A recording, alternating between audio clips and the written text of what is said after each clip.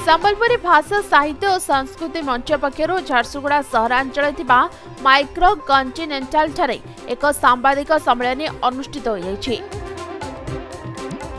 ए सांबादिक सम्मेलन में संबलपुरी भाषा साहित्य और संस्कृति मंचर आवाहक मनोरंजन महापात्र, सरोज कुमार, मानसी पंजा प्रमुख उपस्थित रही। अगस्ट 1 तारिख को पश्चिम ओडिशा रे संबलपुरी दिन भाव पालन करती एवं यह झारसुगुड़ा मध्य विभिन्न संगठन द्वारा पालन करा जिवो। तेबे आसंता 1 तारिख को समस्ते घरे घरे पालन करने सहित खाली सहरांचल नुहे बरं ग्रामांचल में अगस्ट 1 तारिख को संबलपुरी दिन पालन करने मंच पक्षर आह्वान दिया। संबलपुरी दिन आम पालन करबार जाऊँ। अगस्ट 1 को स्थिर कराई जे गुरु सत्यनारायण बहिदार जन्मदिन के आम संबलपुरी दिन भाव पालन कर। गुरु सत्यनारायण बहिदार संबलपुरी अभिधान लिखा, व्याकरण बनैवा एवं संबलपुरी भाषा को मान्यता देवा लगी जो संघर्ष थिला से संघर्ष के मन पकाबार लगी जन्मदिन के आम आज संबलपुरी दिन भाव पालन कर। आपण मैंने जानिछन जे संबलपुरी भाषा संस्कृति केते महान।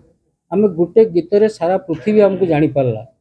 रंगवती गीत रे सारा पृथ्वी हमको रेकग्नाइज कला आमर संस्कृति को एवं परंपरा को।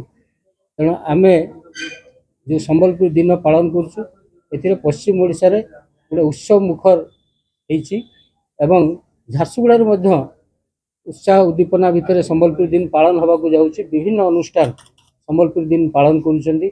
झारसुगुड़ा रे भी आम पालन करुछु एवं बेलपाड़ रे पालन करा होछि।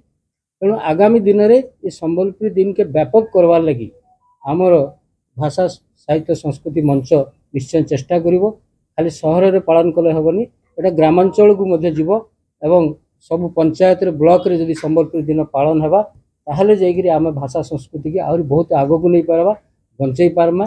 आसुन समस्ते मिली मिसिकरी आमर संस्कृति परंपरा उत्सव को बंचामा।